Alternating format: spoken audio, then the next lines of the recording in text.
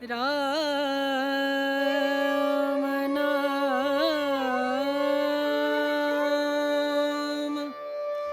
भजले राम नाम सुखधाम भजले राम नाम सुखधाम भजले राम नाम सुखधाम। লেকের ধারে 3বার চক্কর দিয়ে ফেলেছি। সন্ধ্যা হয়ে এলো। বাড়িমুখো হব এমন সময় একটা কাতর কণ্ঠস্বর কানে এলো। ও মশাই, দয়া করে আমার কাছে একটু বসুন না। ভদ্রলোক একটা বেঞ্চে একা বসে আছেন। রোগা চেহারা, চুল উস্কো খুস্কো, দাড়িও সম্প্রতি কামাননি। বয়স 35 থেকে 40-এর মধ্যে। মুখ থেকে মনে হলো শারীরিক বা মানসিক কষ্ট ভোগ করছেন। আমি তার পাশে বসতেই বললেন, আপনার নাম আর ঠিকানা? অন্য কেউ হঠাৎ এমন প্রশ্ন করলে ধমক দিতাম, কিন্তু এর ওপর রাগ হলো না। বললাম, আমার নাম সুশীলচন্দ্র চন্দ্র, কাছেই থাকি, 21 নম্বর কার্তিক নস্কর লেন। কেন বলুন তো? ভদ্রলোক নোটবুক বার করে কয়েকটা পাতা ছিঁড়ে খচখচ করে কিছু লিখলেন। তারপর কাগজটি মুড়ে আমাকে বললেন, ধরুন, পকেটে রেখে দিন, হারাবেন না যেন। আমি আশ্চর্য হয়ে জিজ্ঞাসা করলাম, এই কাগজ নিয়ে আমি কি করব? আপনার নাম কি মশাই? আমার নাম শ্রী নীলকণ্ঠ তবলদার, হাল ঠিকানা plot number 55, Kapil road extension, ডাক্তার বঙ্কিমপালের বাড়ি। কাগজটা যত্ন করে রাখবেন, আপনি যাতে বিপদে না পড়েন তার জন্য লিখে দিয়েছি। বিপদে পড়ব কেন? পুলিশ আপনাকে নিয়ে টানাটানি করতে পারে, তাই লিখে দিয়েছি। আমার মৃত্যুর জন্য আমি ভিন্ন আর কেউ দায়ী নয়। আপনারই বা মৃত্যু হবে কেন? নীলকণ্ঠ তবলদার চক্ষু বিস্ফারিত করে বিকৃত মুখে একটু হেসে তারপর বললেন, বিশ্বাস হচ্ছে না? তবে এই দেখুন। বলেই পকেট থেকে একটা শিশি বের করে ঢকঢক করে সবটা খেয়ে ফেললেন। লোকটির কাণ্ড দেখে ভয় পেয়ে চেঁচিয়ে উঠলাম, এ কি করলেন? আমি লোক ডাকছি। নীলকণ্ঠ বজ্র মুষ্টিতে আমার হাত ধরলেন এবং পকেট থেকে একটা ছুরি বের করে বললেন, খবরদার উঠবেন না বলছি, তাহলে আমি আমার টুটি কেটে ফেলবো। বদ্ধ পাগল, একে বাঁচানো যাবে কি করে? কাছাকাছি কেউ নেই, দূরে কয়েকজন বেড়াচ্ছে। চিৎকার করে ডাকতে যাচ্ছি, নীলকণ্ঠ আমার মুখ চেপে ধরে বললেন, খবরদার টু শব্দটি করলে আমি নিজেকে জবাই করব। আপনার মতলবটা কি বলুন তো মশাই? একাই তো মরতে পারতেন, আমাকে ডাকবার কি দরকার ছিল?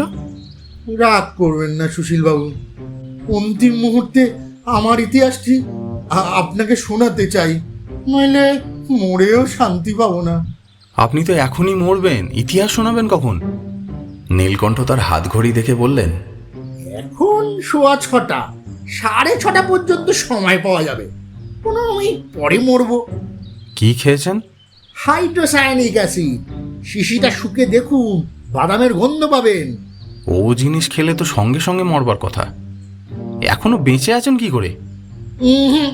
এটি আমারই আবিষ্কার দাদা। ফটোগ্রাফি করেছেন কখনো? এক্সপোজ করে দোকানে ফিল্ম দিলেন, সব কাজ তারাই করে দিল। সেরকম ফাঁকির ফটোগ্রাফি নয়। নিজে ডেভেলপ করেছেন কখনো? পটাশ ব্রোমাইডে কি হয় জানেন? রিটার্ডেশন হয়, ছবি ফুটে উঠতে দেরি হয়। যা খেয়েছি তাতে 2% হাইড্রোসায়ানিক অ্যাসিড আর 3 গ্রেন ব্রোমাইড আছে। তার ফলে বিষক্রিয়া পিছিয়ে গেছে। বুঝতে পারছেন না? সিদ্ধির সঙ্গে মাকড়সার ঝুল মিশিয়ে খেলে জোর নেশা হয়, জানেন তো? একে বলে সিনার্জিস্টিক এফেক্ট। কিন্তু ঝুলের বদলে যদি ইঁদুরের নাদি মেশান তবে নেশা ধরতে দেরি হবে, কারণ ইঁদুরের নাদি হলো অ্যান্টি সিনার্জিস্টিক। পটাশ ব্রোমাইডের ক্রিয়াও সেই রকম। পাশ করিনি বটে, কিন্তু বাড়িতে বিস্তর পড়েছি। হেন সায়েন্স নেই যা জানি না। আমার বন্ধু বঙ্কিমপাল তার ডিসপেন্সারিতে আমারই প্রেসক্রিপশন মাফিক মিক্সচার বানিয়ে দিয়েছে। বন্ধু হয়ে আপনাকে বিষ দিলেন? তা না দেবে কেন? আমার প্রাণ আমার নিজের সম্পত্তি, নিবিড় সত্ত্বে ভোগ দখল করতে পারি। যেমন খুশি দান, বিক্রয় বা ধ্বংসের অধিকারও আমার আছে। আপনাদের আইন আমি গ্রাহ্য করিনি। বঙ্কিম ডাক্তারও উদার লোক, তার প্রেজুডিস মোটেই নেই। সে তার বন্ধুর অন্তিম অনুরোধ পালন করেছে। শুধু শুধু মরছেন কেন? শুধু শুধু নয় মশাই, এই পৃথিবীর উপর আমার ঘেন্না ধরে গেছে কেবল ভেজাল, নকল, ঠকামি আর জচ্চুরি। এই সামনের দুটো দাঁত দেখুন, দেখুন, কাকড় মেশানো চাল খেয়ে ভেঙে গেছে।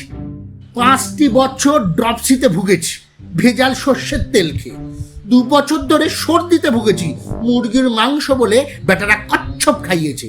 তেল, ঘি, দুধ, দই, মশলা সর্বত্র ভেজাল মশাই। কংগ্রেস সরকারও ভেজাল। সর্বত্যাগী গান্ধীজির নাম করে সমস্ত ক্ষমতা হাতিয়েছে আর মোটা মোটা মাইনে দিয়ে এক পাল খাঞ্জা খা নবাব পুষছে। কমিউনিস্ট পার্টিও ভেজাল। দেশ শুদ্ধ লোককে ভেড়া বানিয়ে ডিক্টেটরি চালাবার মতলব। ওদিক কি বলবো মশাই, বিবাহে পর্যন্ত ভেজাল। আর সব কোনো রকম সইতে পারি, কিন্তু ভেজাল বউ অসহ্য। ভেজাল বউ? সে কি রকম? কালো মেয়ে রং মেখে আপনাকে ঠকিয়েছে নাকি? আরে না মশাই, কালোতে আমার কোনো আপত্তি নেই, আমি নিজেই বা কোন ফর্সা। কুলকন্যা সেজে কুলোটা আপনার ঘরে এসেছে? তাহলে তো উপায় ছিল, শুদ্ধি অর্থাৎ ডিসইনফেক্টেন্ট করিয়ে নিয়ে সংসার ধর্ম করতাম। বলছি শুনুন, আমি ছেলেবেলা থেকেই প্রবাসী। বাবা ডোঙ্গরগড়ে কাঠের কারবার করতেন। তিনি গত হওয়ার পর আমিও তা করছি। বন্ধুরা বলল, ওহে নীলকণ্ঠ, বুড়ো হতে চললে এইবারে একটা বউ আনো। কথাটা মনে লাগলো, তাই বিবাহ করবার জন্য কলকাতা এলাম। বঙ্কিম ডাক্তার আমার বাল্য বন্ধু, সে ছাড়া কলকাতার আমার চেনা লোক নেই। তার বাড়িতেই আছি। হঠাৎ একদিন হেবো এসে উপস্থিত। তাকে আগে কখনো দেখিনি। পরিচয় দিল সে আমার দুঃসম্পর্কের পিস্তত ভাই। খুব চালাক ছোকরা। আমাকে বলল, শুনুন দাদা, শহুরে মেয়েরা রাবিশ, আমাদের গ্রামে চলুন, খুব ভালো পাত্রী আমার সন্ধানে আছে। হেবোর সঙ্গে চালদাডাঙ্গায় গেলাম। খরচের জন্যে 300 টাকাও তাকে দিলাম। পাত্রীটি দেখলাম নেহাত মন্দ নয়। নমনম করে বিবাহ হয়ে গেল। তারপর ফুলশয্যার রাতে একলা পেয়ে উনি আমাকে কি বলল জানেন? ও মশাই, 2টা সিগারেট দিন তো, সমস্ত দিন না খেয়ে হচকানি লেগেছে।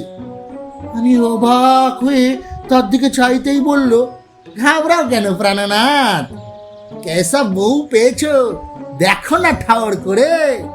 আমার চাঁদ মুখে একবার হাতটি বুলিয়ে দেখো, 2 নম্বর সিরিজ কাগজের মতো ঠেকছে না? 2 দিন পরে দেখবে ইয়া মোচ, ইয়া দাড়ি। পুরুষের সঙ্গে আপনার বিয়ে হয়েছিল নাকি? হে মশাই, আমি বিয়ে পাগলা নই, এমন কিছু পুরো হয়নি, তবু আমাকে ঠকিয়েছিল। পরদিন হেবুকে গালাগাল দিতেই সে বলল, কি সর্বনাশ, দেশের লোককে বিশ্বাস করবার জন্যই ওই বজ্জাত নিমাই মিত্তিরটার এই কাজ। নিজের শালিপো মটরাকে কোণে সাজিয়ে ঠকিয়েছে। আপনি নিশ্চিত থাকুন দাদা, নিমে শালাকে আমি দেখে নেব। যা আবার হয়ে গেছে, এখন মটরাকে গোটা 50 টাকা দিয়ে বিদেয় করুন, নইলে আদালতে খোরপোশের দাবি করব। হ্যাঁ, খুব করুণ ইতিহাস নীলকণ্ঠবাবু। কিন্তু 15 মিনিট কাবার হতে চলল, এখনো তো আপনি মরলেন না। আপনি ব্যস্ত হন কেন? বিদ্যাসাগর লিখেছেন, মরণের অবধারিত কাল নাই। বিষ খেলেই যে বাঁধা ধরা সময়ের মধ্যে মরতে হবে এমন কোনো নিয়ম নেই। মানুষের ধাত অনুসারে কিছু এদিক ওদিক হয়। আচ্ছা, আমার নাড়িটা একবার দেখুন তো, বড্ড কাহিল ঠেকছে। দিব্যি সুস্থ সবল লোকের নারী, ক্ষীণে বলবতী, প্রাণঘাতিকা নয়। আপনি এখনই মরবেন না নীলকণ্ঠবাবু, অনর্থক আমাকে আটকে রেখেছেন। আমি এখন উঠি। আপনি তো বাড়ি স্বার্থপর লোক মশাই। একটা মানুষ মরতে বসেছে, তার শেষ অনুরোধ রাখবেন না? 15 মিনিটের জায়গায় না 20 কি 25 মিনিটই হলো। যা বলছিলাম শুনুন, হেবো আমাকে বলল, আবার আপনার বিয়ে দেব দাদা, আমাদের ভজু মামাকে লাগিয়ে দেব। তুখর লোক, তাকে কেউ ঠকাতে পারবে না। আপনি এখন কলকাতায় ফিরে যান, ভজু মামা পাত্রী স্থির করেই আপনার সঙ্গে দেখা করবে। তবে আপনি মরতে চান কেন? বিবাহ তো হবেই। আর বিশ্বাস করি না মশাই, এখন ইহলোক ছেড়ে চলে যাওয়াই ভালো মনে করি। কোথায় যেতে চান? স্বর্গে? রাম বলে স্বর্গেও ভেজাল। ব্রহ্মা, বিষ্ণু, মহেশ্বর, ইন্দ্র, বরুণ সব পালিয়েছে।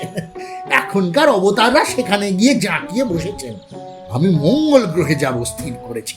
পরশু শেষ রাত্রে স্বপ্নে দেখেছিলাম। আমি উঠে পড়ে বললাম, মাফ করবেন নীলকণ্ঠবাবু, আমাকে এখন যেতেই হবে। আপনার মৃত্যুর ঢের দেরি, বহু বছর বাঁচবেন। আপনার বন্ধু বঙ্কিম ডাক্তার আপনাকে ঠকিয়েছেন। আচ্ছা বসুন, নমস্কার। নীলকণ্ঠবাবু আমাকে ফেরাবার জন্য চিৎকার করতে লাগলেন, কিন্তু আমি আর দাঁড়ালাম না। পরদিন ঘুম থেকে উঠেই মনে হলো, আহা, পাগল লোকটিকে একলা ফেলে এসেছি, আজ একবার খোঁজ নেওয়া উচিত। ডাক্তার বঙ্কিম পালকে চিনি। বেলা 9টার সময় তার বাড়িতে উপস্থিত হলাম। নীলকণ্ঠবাবু নিচের বারান্দায় বসে সিগারেট টানছেন। আমাকে দেখে উৎফুল্ল হয়ে বললেন, আরে আসুন আসুন সুশীল বাবু, দেখুন জগতে আপনি একমাত্র খাঁটি মানুষ। আমার বন্ধু বঙ্কিম ডাক্তারও ভেজাল চালিয়েছে, হাইড্রোসায়ানিকের বদলে বাদামের শরবত খাইয়েছে। নিহাত বন্ধু লোক, মানে পুলিশে খবর দিতাম। বঙ্কিম ডাক্তার খুব ভালো কাজ করেছেন। তিনি আপনার হিতাকাঙ্ক্ষী বন্ধু, তাই আপনার বেয়ারা অনুরোধ রাখেননি। এই সময় একটি লোক এসে বলল, নীলকণ্ঠ তবলদার এখানে থাকতেন? আপনি কে মশাই? আমি সম্পর্কে নীলকণ্ঠের মামা হই, ভজু মামা। চালতাডাঙ্গার হেবো আমাকে পাঠিয়েছে। নীলকণ্ঠ ভয় পেয়ে চুপি চুপি আমাকে বললেন, আপনি কথা বলুন দাদা, আমি আর ওদের ফাঁদে পা দিচ্ছি না। কি দরকার আপনার? বড়ই দুঃসংবাদ, নীলকণ্ঠ বেচারা মারা গেছে। আমরা দুজনেই চমকে উঠলাম। হ্যাঁ, বলেন কি? হ্যাঁ মশাই, কাল সন্ধ্যায় কলকাতায় পৌঁছেই সোজা এসেছিলাম এখানে। একটা ভালো সম্বন্ধ পেয়েছি কিনা এসে দেখি নীলকণ্ঠ নেই, ডাক্তারবাবুও বেরিয়ে গেছেন। একটি ছোকরা কম্পাউন্ডার বলল, নীলকণ্ঠবাবু 4 আউন্স বিষ নিয়ে লেকে গেছেন, তার মতলব ভালো নয়। যান যান, এখনই সেখানে গিয়ে খবর নিন। গিয়ে শুনলাম লেকের ধারে একটা লাশ পাওয়া গেছে।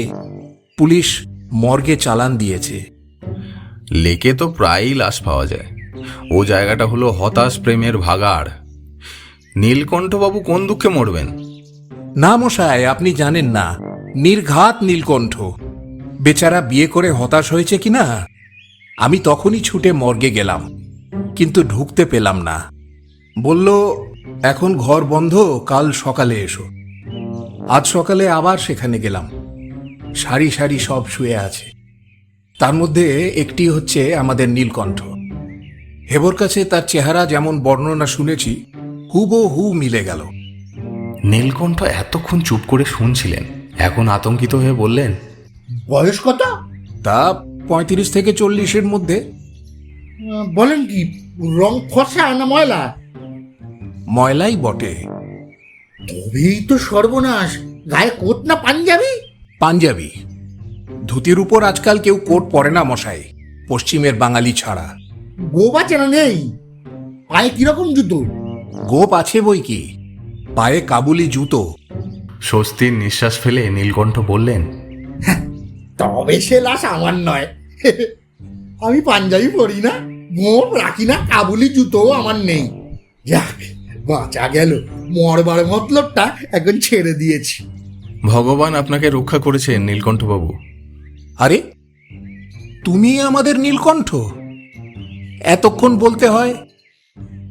আশ্চর্য, রাখে কৃষ্ণ মারে কে। আজই কালীঘাটে একটা পুজো দিতে হবে বাবা, 5টা টাকা দাও তো। তোমার জন্য আমি একটি চমৎকার সম্বন্ধ এনেছি নীলু, একেবারে ডানা কাটা পড়ি। সম্বন্ধের কথা শুনে নীলকণ্ঠ ভয় পেয়ে সিঁড়ি দিয়ে তরতর করে দোতলায় চলে গেলেন। ভজু মামা বললেন, পালিয়ে গেল কেন? নীলকণ্ঠবাবুর বিবাহে অরুচি হয়ে গেছে। ওর শরীর আর মন ভালো নেই। আপনি ওকে বিরক্ত করবেন না, চলে যান। আপনি আমাকে তাড়াবার কে মশাই? নীলু আমার ভাগ্নে, ওর কিসে ভালো হয় তা আমি বুঝবো। আপনি এর মধ্যে আসছেন কেন? যান, ডেকে আনুন নীলুকে। এই সময় বঙ্কিম ডাক্তার উপর থেকে নেমে এলেন। ভজুকে বললেন, আবার কি করতে এসেছো হে? আমার ভাগ্নে নীলকণ্ঠকে এখনই ডেকে দিন। তার সঙ্গে দেখা হবে না, দূর হও এখান থেকে। আপনি বললেই দূর হব? আগে নীলকণ্ঠ আসুক, তাকে সঙ্গে নিয়ে যাব। এখানে পরের বাড়িতে কেন থাকবে ও? সুশীল বাবু, দেখবেন এই লোকটা যেন না পালায়। আমি পুলিশে টেলিফোন করছি। ওরে, ফটকটা বন্ধ করে দে। ফটক বন্ধ হওয়ার আগেই ভজু মামা নক্ষত্র বেগে সরে পড়লেন। শুনছিলেন রাজশেখর বসু ওরফে পরশুরামের লেখা ছোট গল্প নীলকণ্ঠ। গল্পের সূত্রধর ও গল্প পাঠে আমি ইমরান। নীলকণ্ঠের চরিত্রে অনির্বাণ, ভজু মামার চরিত্রে অর্ণব, ডাক্তারের চরিত্রে প্রদীপ্ত। আমাদের এই নতুন চ্যানেলটি আপনাদের কেমন লাগছে অবশ্যই আমাদের লিখে জানান। আরও নতুন নতুন এবং রোমাঞ্চকর গল্পে আপনার অবসর সময়টি অতিবাহিত করতে অবশ্যই সাবস্ক্রাইব করুন আপনার অবসরের সঙ্গী আমাদের এই ছোট্ট চ্যানেলটিকে। সঙ্গে থাকুন এবং শুনতে থাকুন শব্দ, গল্প, দ্রুম।